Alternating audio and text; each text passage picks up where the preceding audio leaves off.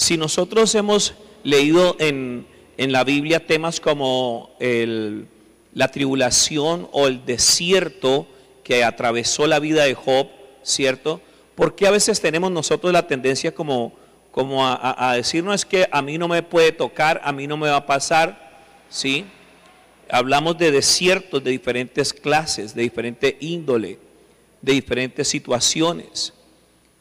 Pero los más sufridos desiertos podríamos hablar que son los desiertos de la enfermedad o la economía escasa o la escasa economía. Que las cosas no se den económicamente genera una frustración, ¿sí? Y a eso se le suma la dificultad de la salud. Cuando no hay salud, nosotros nos sentimos afligidos, pasamos diferentes situaciones, ¿sí? El estar enfermos nos genera una gran incomodidad. Y a eso también se le puede añadir las situaciones de los sentimientos y emociones. Cuando no somos correspondidos en amor, o cuando pasamos alguna situación sentimental, emocional con nuestros hijos, nuestro cónyuge o con nuestros familiares cercanos, vamos a sentirnos en sufrimiento o abatidos, ¿sí? Yo le invito a que vayamos a Segunda de Corintios capítulo 1, versículos 3 al 6. Vamos a ver qué dice la Biblia referente al sufrimiento. ¿Por qué yo tengo que aprender a vivir el sufrimiento? ¿Por qué yo debo experimentar el sufrimiento? Si es necesario que usted y yo seamos sometidos a diferentes pruebas para ver qué es lo que hay en mi corazón, qué es lo que pasa allí, ¿sí? Y también eso nos va a llevar a que lo que en algún momento vivió Job se convierta como en un ejemplo a seguir, porque Job sufrió, ¿cierto? ¿Cuántos se acuerdan de Job? El siervo Job sufrió la caída económica o la quiebra. Job sufrió la enfermedad. Job sufrió el abandono familiar, la pérdida de sus hijos y también el traspié emocional con su pareja, porque su pareja, ¿qué estaba haciendo? Induciéndole a pecar en contra de Dios por causa de la desgracia o el desierto que estaba sufriendo. Vamos entonces a 2 de Corintios capítulo 1, por favor, sí, versículos 3 al 6. Dice: bendito sea el Dios y Padre de nuestro Señor Jesucristo, Padre de misericordias y Dios de toda consolación, el cual nos consuela en todas nuestras tribulaciones, para que podamos también nosotros consolar a los que están en cualquier tribulación, por medio de la consolación con que nosotros somos consolados por Dios.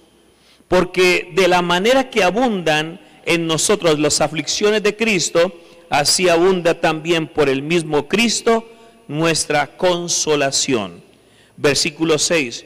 Pero si somos atribulados, es para vuestra consolación y salvación.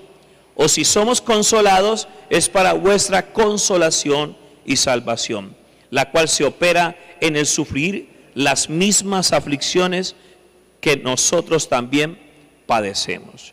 En pocas palabras, nosotros en algún momento pasamos por tribulaciones para que también lo tengamos por testimonio de salvación para aquellos que en algún momento la están atravesando o la van a atravesar. Usted va a tener la autoridad delegada del Espíritu Santo para decirle a aquella persona que está sufriendo: mire, yo también pasé por esa situación y Dios me enseñó de que debo aprender a depender de Él. Nosotros muchas veces aludimos el sufrimiento, lo evitamos, lo eludimos más bien. Evitamos el sufrimiento porque nadie quiere estar incómodo, nadie quiere sentirse incómodo, nadie quiere pasar por tribulaciones. Y a veces caemos en la concepción mundana de la provisión y bendición. ¿Cómo así, pastor, que la visión mundana? Sí, porque usted le puede preguntar a cualquier persona, ¿sí?, si Dios es bueno, y van a caer en cuenta y van a decir que sí, Dios es bueno. ¿Sabe por qué? ¿Por qué? Pregúntele a alguna persona y las personas le van a responder: sí, Dios es bueno porque tengo salud, porque tengo bienestar, porque tengo plata en el bolsillo, porque tengo trabajo. Esa es la concepción del común denominador de los humanos. La gente tiene una concepción de Dios que es bueno porque los bendice, porque están cómodos, porque se sienten acunados por Dios, porque se sienten protegidos. Pero vaya y que el enemigo vaya y pida a Dios que le permita tocarle, a ver a dónde queda la adoración, a dónde queda el concepto de que Dios es bueno. Porque el enemigo, cuando nosotros vamos a leer el libro de Job, nos damos cuenta de que se presentaron los hijos de Dios y entre ellos estaba también el enemigo, Satanás. Se presentó y le hizo una propuesta a Dios. La gente malinterpreta, malinterpreta esta parte. Cree que Dios y el enemigo hacen apuestas por las almas y están equivocados. Sino que el enemigo fue atrevido al quererle demostrar a Dios que Job solamente le servía y le amaba y le adoraba solamente porque lo tenía bien. Y eso a Dios no le agradó, porque él veía en Job un corazón sincero. ¿Qué veía Dios en Job? Un corazón sincero. Y antes de que pasara todo lo que pasó y Dios permitiera que el enemigo le tocara su finanza, su familia y todas estas cosas, Dios tenía un concepto muy bueno referente a Job. ¿Qué decía Dios de Job? Que era un hombre íntegro, que era un hombre justo. ¿Job cómo era? Un hombre justo. ¿Y sabe qué significa la expresión justo? Es que era una persona intachable en todos sus asuntos, íntegro en todos sus aspectos. Pero notamos que el enemigo fue a acosarlo delante del Padre, a decirle: tóquelo y verá que empieza a renegar de usted, empieza a blasfemar. Quítele esto y verá que ahí mismo empieza a echar para atrás. Y nosotros en Job podríamos encontrar diferentes verdades bíblicas. La Biblia dice claramente que es necesario que usted y yo seamos experimentados en dolores y en sufrimientos. Dios llevó al pueblo de Israel a Egipto para probarlos, para saber si habían de sí o no guardaban los mandamientos, para probarle qué había en su corazón. La gente le huye al sufrimiento porque quieren vivir como niños contentos, porque si les quitan algo van a hacer berrinche. Pero un creyente maduro siempre va a estar atento y apercibido a los propósitos de Dios, aún en medio del sufrimiento. Nosotros tenemos una bandera en medio del sufrimiento. La Biblia dice en Romanos 8:28 que dice, y todos no lo sabemos, pero en el momento de practicarlo nos dificulta entender los propósitos de Dios a través del sufrimiento. Que se pinche el carro, que la máquina no funcione, que se varó, que la plata del sueldo no llegó completa. ¿Qué palabras, qué expresiones brotan de tu corazón cuando esas cosas funcionan de esa manera? A lo que tú dices, no me fue bien. Cuando la Biblia dice, a los que aman a Dios, todas las cosas son ¿para qué? Para provecho. A los que aman a Dios. Y nosotros alardeamos de que amamos a Dios. Decimos, yo amo a Dios mucho, con Dios, con Jesucristo, hasta el fin del mundo, como decía Pedro. Pero luego Pedro, en medio de su emoción, terminó renegando. Terminó diciendo, yo no conozco al tal. ¿De qué me hablas, viejo? Como un personaje popular por allí dijo en algún momento cuando le preguntaron sobre algo. ¿De qué me hablas, viejo? ¿Sí? Y así sucesivamente nosotros tenemos concepciones muy equivocadas, pero nuestra interpretación de la divinidad, de la soberanía de Dios y de la providencia de Dios debe ser muy distante de la que el mundo tiene de Dios. Porque por eso el mundo mantiene buscando el horóscopo, mantiene buscando el número de la suerte. Por eso el hombre sin Dios mantiene buscando que le vaya bien en sus negocios, sentirse orgulloso de tener plata en el bolsillo. Para muchos mundanos es algo maravilloso. Cuando tú y yo leemos a Job, nos damos cuenta de que, hermanos, cualquier impío puede tener una casa, cualquier impío puede tener un negocio abundante, pero solamente un hijo de Dios, en las buenas o en las malas, alaba, sirve, bendice y exalta a Dios. Solo un hijo de Dios. Pero el mundano le quitan las cosas y ya está renegando, hasta tomar la decisión de suicidarse, de cometer una blasfemia como esta delante de Dios, creerse que puede quitarse la vida para solucionar sus problemas. Es la peor decisión que una persona puede tomar, el suicidio. Le quitan el empleo, suicidio. Se termina la relación conyugal, un divorcio, suicidio.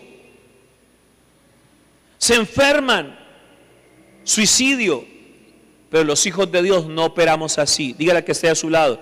En medio del dolor, yo miro a Dios, como también en medio del gozo. ¿Cuántos alaban al Señor en esta noche? Alábelo. Dele gracias a Dios. El sufrimiento. Mira, el sufrimiento en manos de Dios es corrección, es purificación para llegar a la grandeza. Oiga, el sufrimiento en manos de Dios, anótelo, si trajo con qué anotar.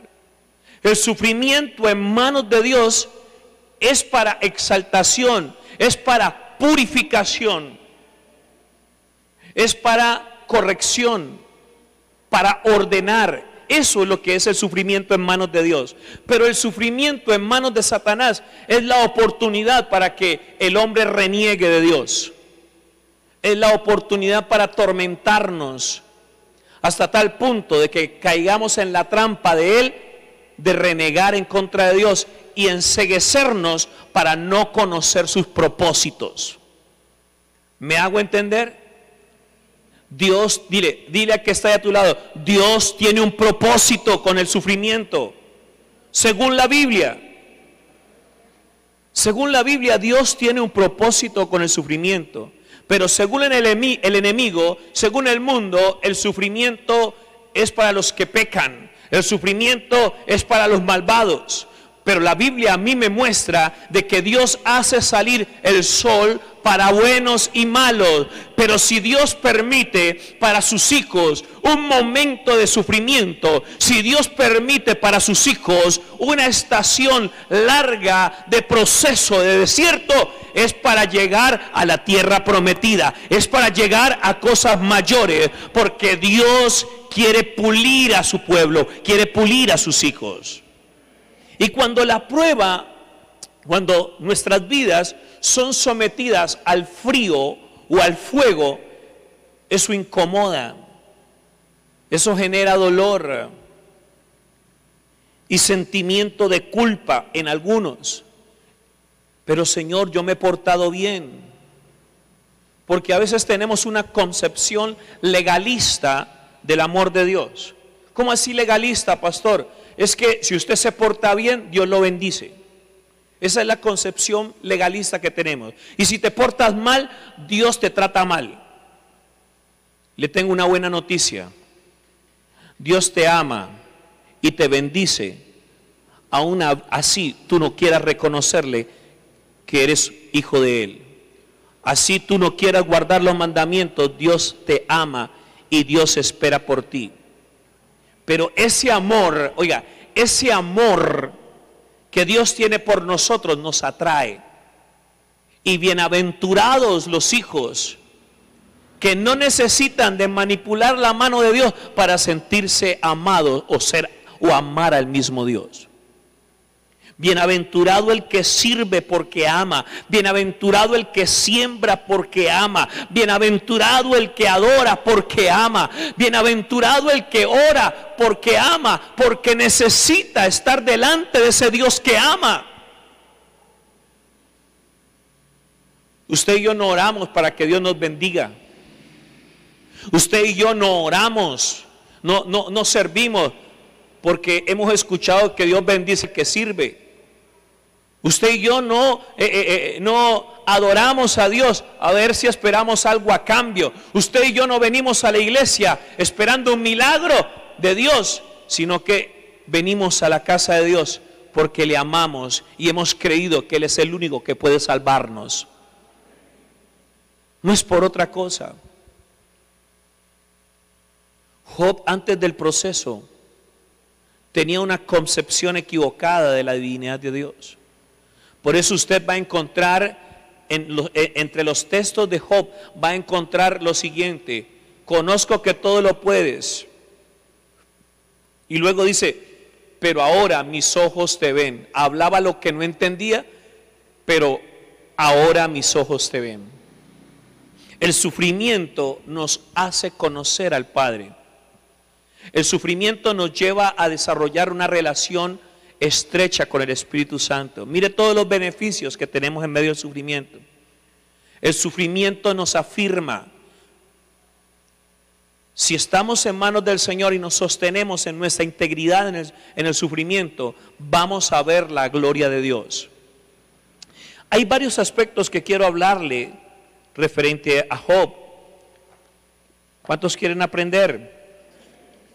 Y entonces en esto vamos a detenernos un momento y vamos a meditar en varios aspectos que hay ahí en medio del siervo Job. Amén. Las revelaciones acerca de Dios en medio que Dios ha dado a sus siervos a través de este texto bíblico es que nos muestra la visión y perspectiva de Satanás. En Job capítulo 1, versículos 11 y el capítulo 2, versículos 4 al 5, nos muestra de que el sufrimiento es una de las herramientas con las que Satanás puede forzar al hombre a maldecir a Dios y apartarse de Él. Por eso usted puede notar que cuando Dios empieza a procesar al ser humano, en el Evangelio muchos son los que dan vuelta atrás. Porque hay un texto bíblico que dice claramente: cualquiera que quiera ir en pos de mí, niéguese a sí mismo, tome su cruz y sígame. Esa es una invitación ¿a qué? A ser procesado, a morir, a participar en los procesos de Dios, a participar en los procesos de Jesucristo. Y cuando Jesús nos invita de esa manera, tome su cruz y sígame, significa de que ¿a qué iba Jesús al Calvario? ¿Iba de vacaciones a una playa de Miami? ¿Iba de vacaciones a una playa de San Andrés? ¿A dónde iba Jesús? ¿A dónde iba, iglesia?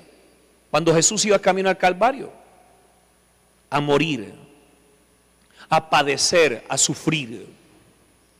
Pero el sufrimiento de Jesús llevó a la exaltación. ¿A qué llevó el sufrimiento? A la exaltación. El sufrimiento de uno nos ha llevado a que tú y yo disfrutemos de la vida eterna.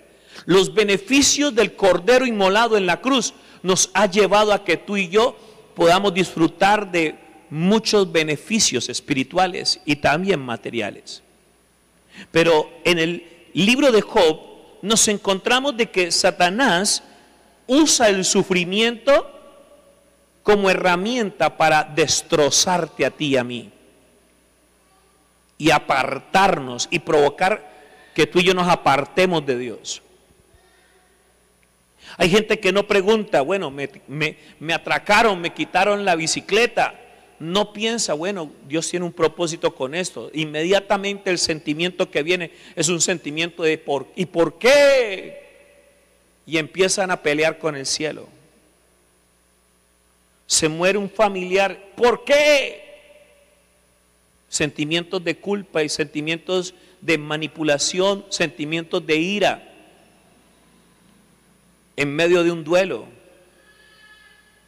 En medio de un duelo, si nosotros como creyentes no manejamos el asunto en las manos de Dios, más bien, si no ponemos nuestro sufrimiento en las manos de Dios, vamos a terminar claudicando o apartándonos de la presencia de Dios, volviendo al pecado quizás. Porque el enemigo, vuelvo y repito, usa como herramienta de destrucción el sufrimiento. Recuerde esto, el sufrimiento en las manos de Dios es de beneficio y provechoso para nuestras almas. ¿Es para qué? Para purificación, para exaltación, ¿para qué más? ¿Para qué más el sufrimiento en las manos de Dios? Para moldearnos, formarnos, estructurarnos, afirmarnos. Mire todos los beneficios que trae el desierto según Dios. Pero el sufrimiento, según el enemigo, es para destruirnos. En otro aspecto también nos encontramos a la esposa de Job, que es un tipo de un cristiano. Oiga, es tipo del cristiano que tiene la tendencia a no meditar en Dios, sino a decir, es que ¿qué le pasa a Dios? Si Dios tiene que bendecirme, ¿qué le pasa a Dios? Es que Dios tiene que darme. La esposa de Job dijo lo siguiente: maldice a Dios y muérete. Oiga, maldice a Dios y muérete, le dijo la esposa de Job. Es la persona amargada contra Dios por la adversidad. Mire, es el tipo de persona que está amargada por la adversidad. Es la respuesta típica de los creyentes inmaduros que dudan del amoroso carácter de Dios y lo atacan. O sea, es el tipo de creyente inmaduro que coge el sufrimiento de una mala manera y de una se lanza en contra de Dios. Y empieza la expresión común: ¿por qué? Si yo soy bueno. Hasta la autojustificación. ¿Ha llegado a escuchar a alguien autojustificándose en medio del sufrimiento? Pero si yo me porto bien, yo no mato, yo no robo, yo no hago esto, yo soy un buen ciudadano. ¿Lo ha llegado a escuchar? ¿Las ha llegado a escuchar? Por allí andan muchas esposas de Job que no supieron manejar el sufrimiento y ahorita están hasta en los peores casos endemoniados, cometiendo toda serie de pecados. Después nos encontramos con los amigos de Job. Los amigos de Job usted los puede encontrar en un recuento entre los capítulos Job, capítulo 4, capítulo 8, capítulo 11, ¿sí? Y le manifiestan a Job lo siguiente: el sufrimiento es siempre un castigo por el pecado. Imagínese que usted tenía, entre comillas, unos amigos que supuestamente deberían de estar alentándolo, animándolo. Venga, Job, vamos a orar, vamos a ayunar por esa situación, estamos contigo. Pero ¿qué hicieron esos amigos? Antes más bien venir y ¿qué? Poner en tela de juicio su reputación. ¿No será que hiciste esto, hombre Job? ¿No será que andabas de coqueto por ahí con la sardina, con las sardinas? Oiga, una cantidad de cosas. Job capítulo 4, versículos 7 al 9, Job capítulo 8, versículos 3 al 6, Job capítulo 11, versículo 13 al 15. Usted se va a encontrar siempre a los amigos, ¿sí?, de Job, como quien dice, diciéndole, bueno, mire, revise a ver ¿en qué está mal usted para que esté en semejante desgracia? Qué buenos amigos, ¿sí o no? Tremendo. Cuando hay gente que tiene concepciones legalistas, es mejor uno apartarse, si está en sufrimiento, de esa gente y esconderse en los brazos del Señor. Yo me he encontrado en mi vida cristiana con muchas personas legalistas, ¿sí? En cierta ocasión pasó algo muy desagradable en mi congregación. A mi pastor le robaron su vehículo, le robaron su carro, su automóvil, yendo a visitar a una familia.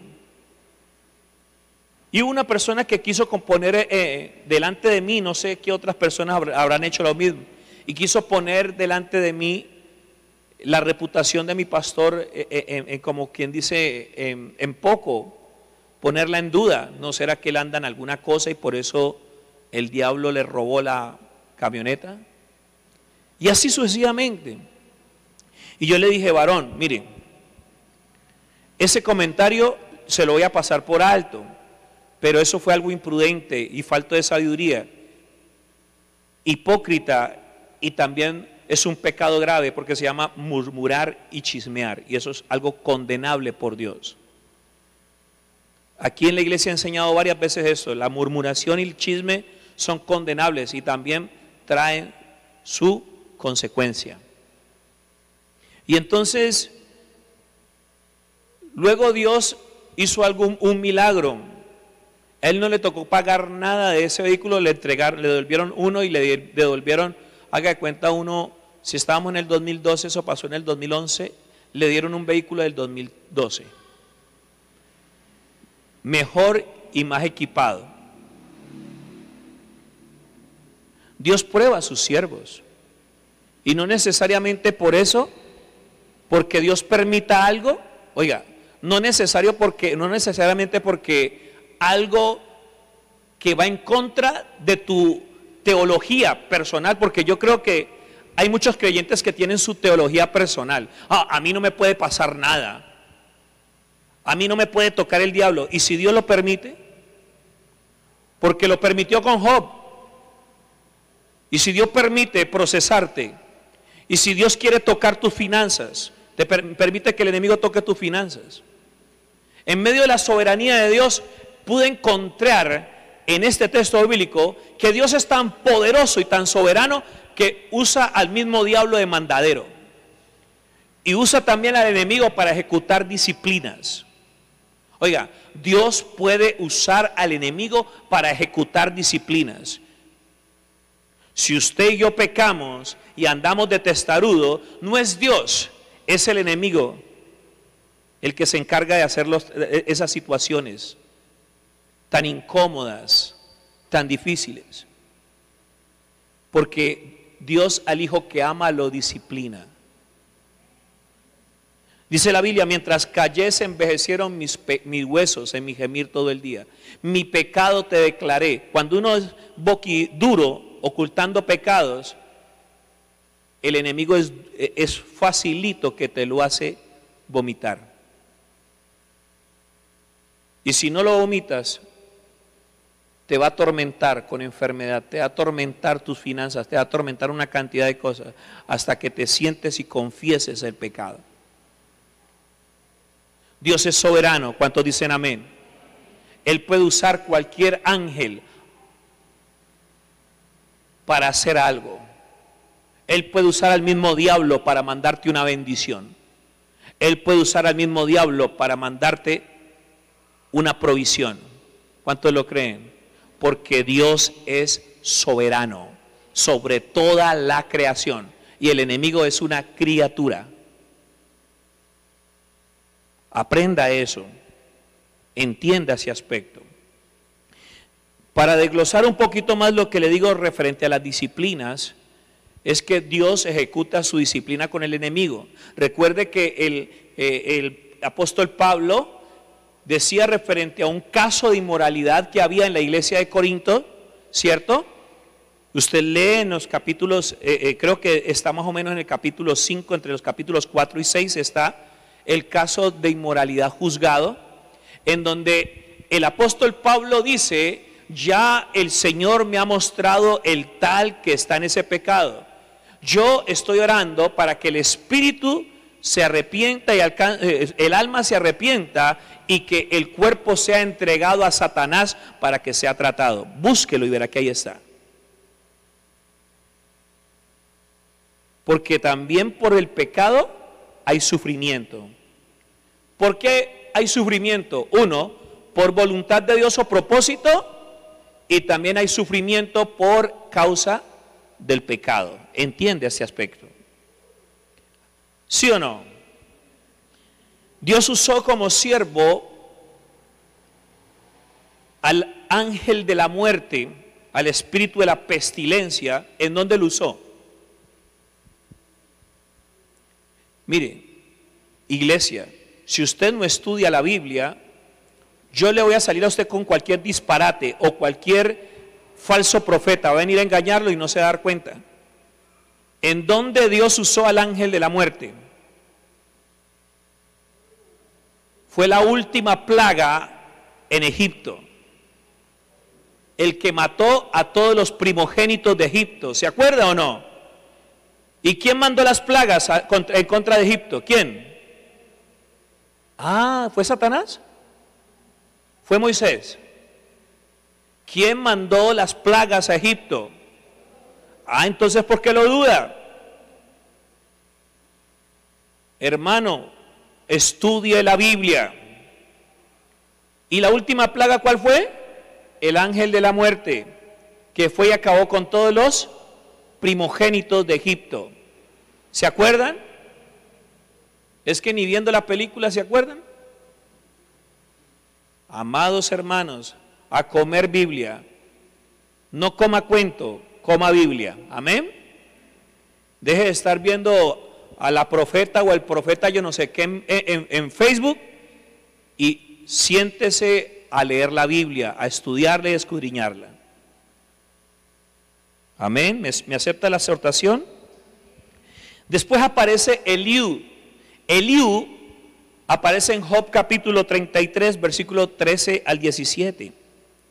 Eliú dice en esos textos que Dios usa el sufrimiento para corregir o disciplinar a los suyos, lo cual es cierto, pero no en la vida de Job. Oiga, Job no estaba siendo disciplinado por un error. ¿Por qué estaba siendo disciplinado Job? ¿Por qué estaba pasando por sufrimiento Job? ¿Por qué? Porque era necesario que su integridad fuera puesta a prueba. Hay hogares que su integridad es puesta a prueba y no duran. Los votos que se hacen en el altar al celebrar el matrimonio, muchas parejas lo olvidan. El ministro que está celebrando la boda dice, en la riqueza o en... No les gusta decir esas cosas, ¿no? En la abundancia, en la salud. Hay parejas que el matrimonio es puesto a prueba en los momentos difíciles, porque una relación conyugal en 20 años, 25, 50 años de matrimonio, ¿cuántas adversidades no se han sufrido? Y hay hogares que han prevalecido, gloria a Dios por esos hogares, porque fue puesta a prueba su integridad y fue firme. ¿Sí o no? Pues hay hogares que no, su firmeza es poca. Asimismo Dios, a través del sufrimiento, prueba nuestra integridad. ¿Qué dijo Job? En vez de ponerse a maldecir a Dios como le exigía a su esposa, decía expresiones como esta: desnudo salí del vientre de mi madre y desnudo volveré a Dios. Jehová quitó, Jehová dio, Jehová quitó. Alabado sea el nombre del Señor.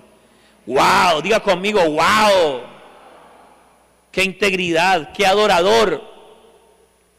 Y aún así conservó su estatus de justo delante de Dios.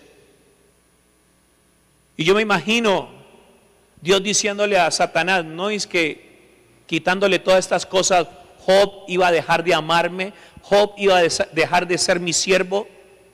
Benditos sean los hijos de Dios que aún en medio del sufrimiento conservan su dignidad cristiana delante de Dios. Benditos de mi Padre todos aquellos que en medio del sufrimiento, en medio del dolor por la enfermedad, en medio de la escasez por el desempleo, en medio de la escasez porque no alcanza, conservan sus principios delante de Dios. Gloria al Padre por esa gente. Amado hermano, benditos sean aquellos.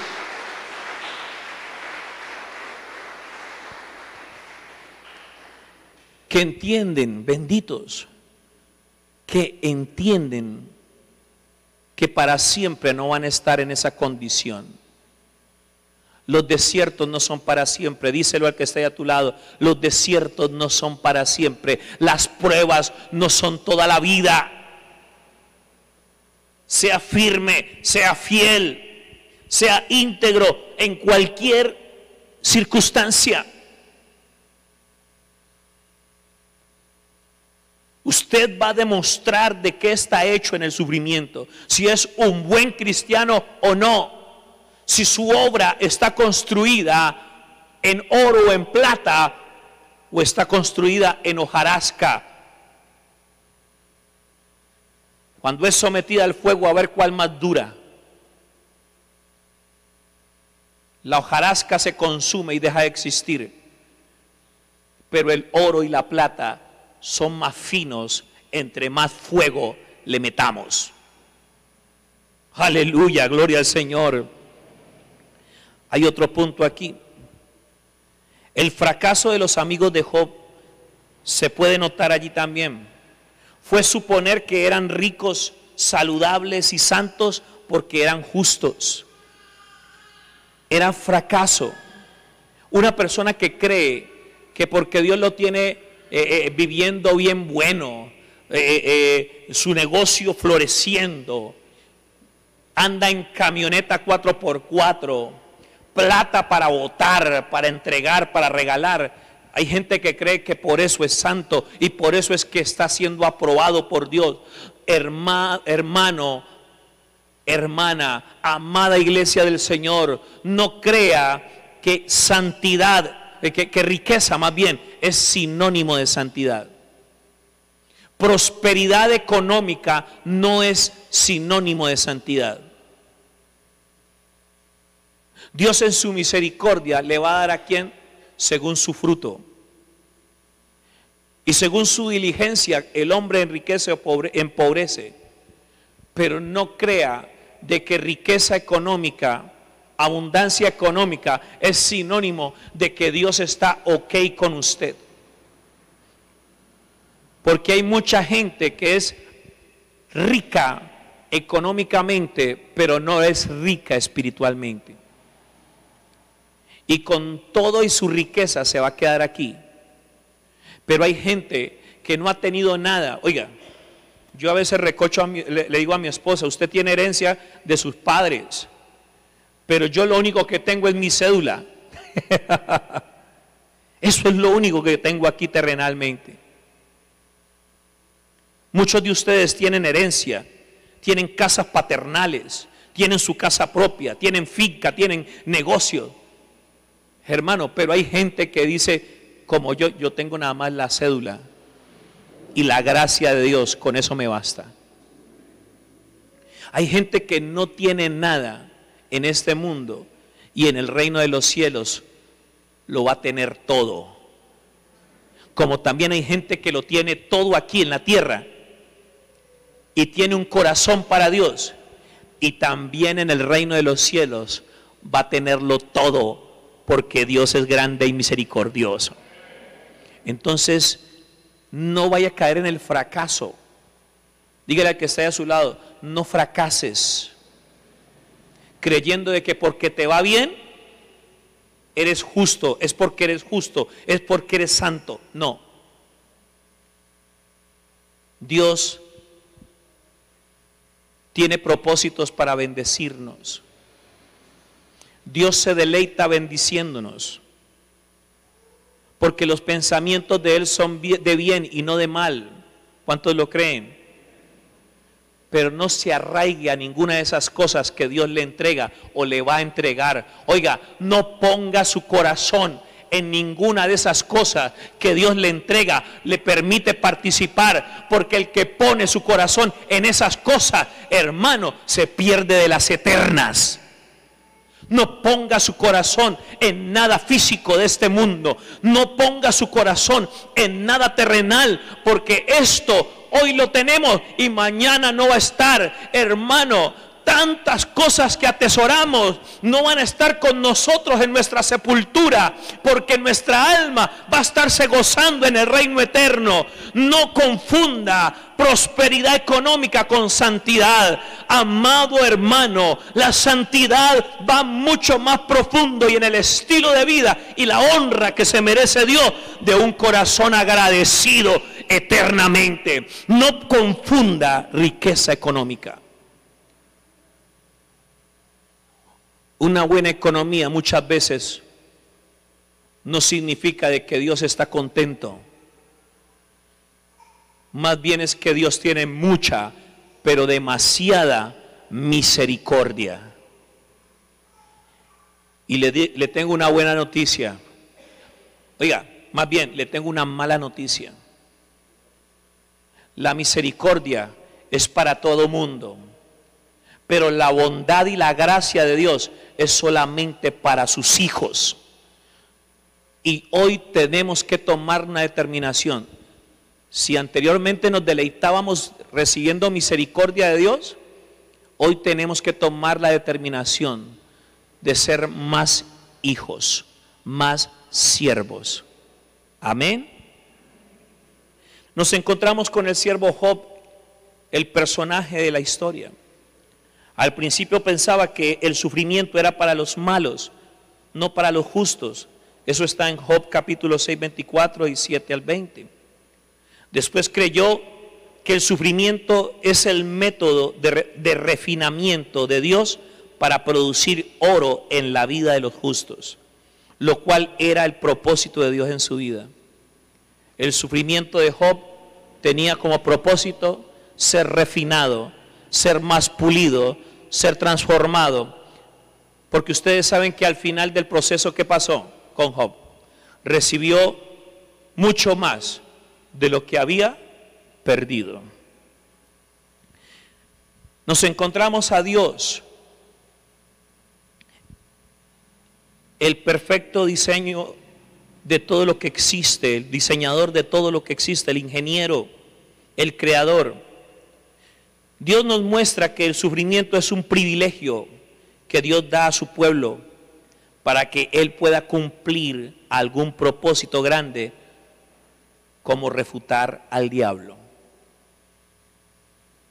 Dios muestra el sufrimiento como un privilegio que usted y yo tenemos para demostrarle al enemigo de que está muy equivocado si piensa de que esa enfermedad, de que esa mala economía nos va a apartar del amor de Dios. Yo no sé qué estaba pasando en tu corazón, no sé qué estás sufriendo. El sufrimiento es una herramienta que Dios usa para darle una bofetada en la cara al diablo. Porque cuando sus hijos son procesados con el sufrimiento, le muestran al diablo de que pase lo que pase, a viento en contra, aquí hay un pueblo que ama a Dios, hay un pueblo que honra a Dios y hay un pueblo que levanta sus manos aunque no tenga fuerzas. Aleluya. Alábalo.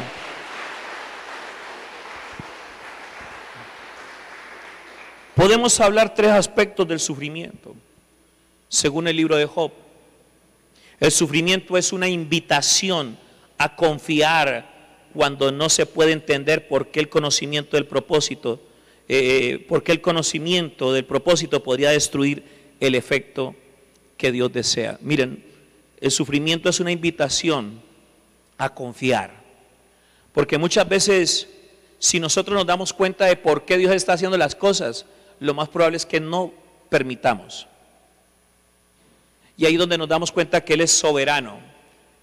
Él nos mete al campo de batalla, oiga, nos mete al campo de batalla. Y cuando menos pensó, usted está en guerra.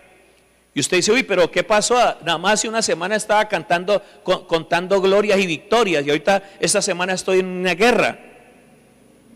Cuando menos pensás, estás ahí. Porque si Dios te dijera el viernes de la semana de victoria, de la semana de gloria, que a la siguiente semana vas a tener tiempos de guerra, ni saldrías de casa. Te meterías quizás debajo de la cama o te arroparías en la cama y dirías, me voy a quedar aquí hasta que termine la semana, porque esta semana yo no la quiero vivir. ¿Me hago entender? El sufrimiento es una invitación a confiar de que pase lo que pase, vamos a salir bien librados de la mano de Dios. Pase lo que pase, Dios está con nosotros en el sufrimiento. Y si en sus manos está nuestra queja, nuestro dolor, nuestra aflicción, vamos a ser más que vencedores por Cristo Jesús. De Jesús también hay que hablar algo muy especial aquí. La Biblia hace referente en Isaías 53 de Jesús como varón experimentado en quebranto, en dolor, en sufrimiento. Pues si la Biblia nos dice que la iglesia debe tener como referente a Jesús, como ejemplo a Jesús, y que también debe aprender a participar de los sufrimientos en Cristo, nosotros, usted, yo, debemos también ser varones, y ustedes varonas, experimentados en quebranto y sufrimiento. Dígale al que esté a su lado, no le huya al desafío. El sufrimiento, eso es un desafío para avanzar. El sufrimiento, la carencia de algo, es un impulso, un trampolín para que tú y yo veamos la gloria de Dios y también para que sepamos de qué estamos hechos. Aleluya. ¿Cuántos dan gloria a Dios?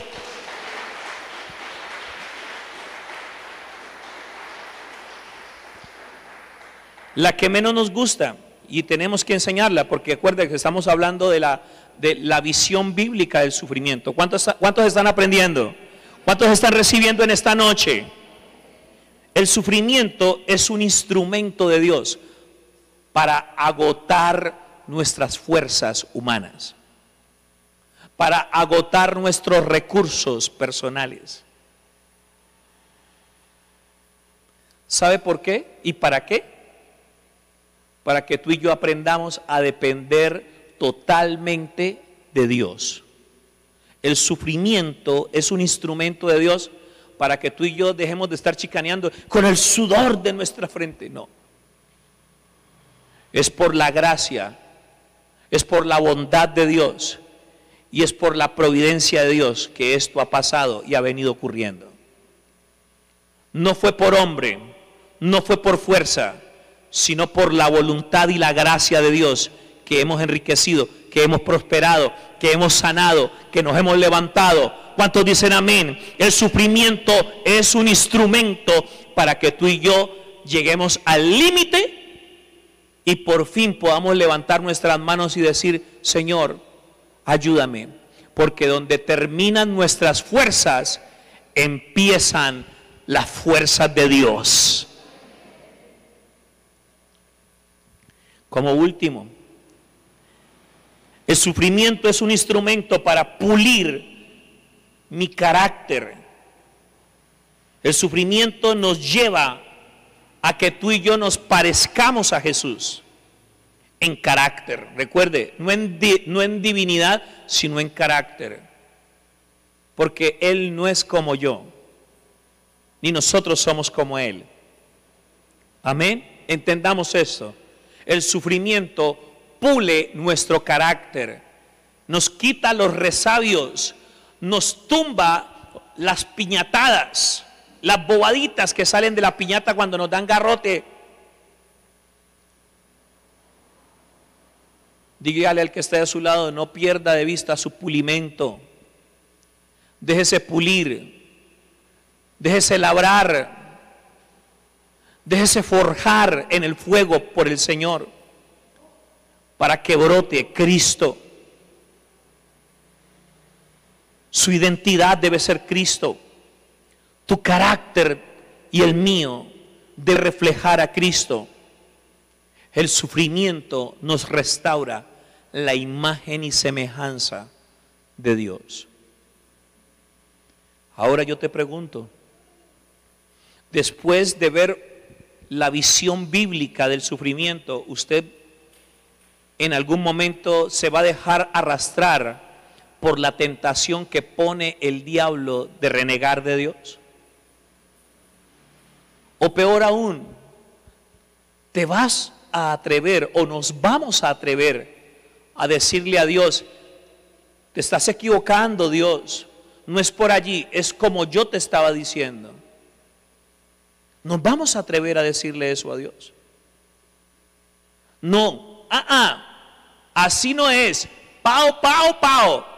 ¿Nos vamos a atreverle a decirle al Señor esto? No, seamos humildes, aceptemos el proceso, aceptemos la formación y digámosle al Padre, gracias Señor, porque el sufrimiento es una oportunidad para conocer tu diestra de poder y tu amor. Póngase sobre sus pies.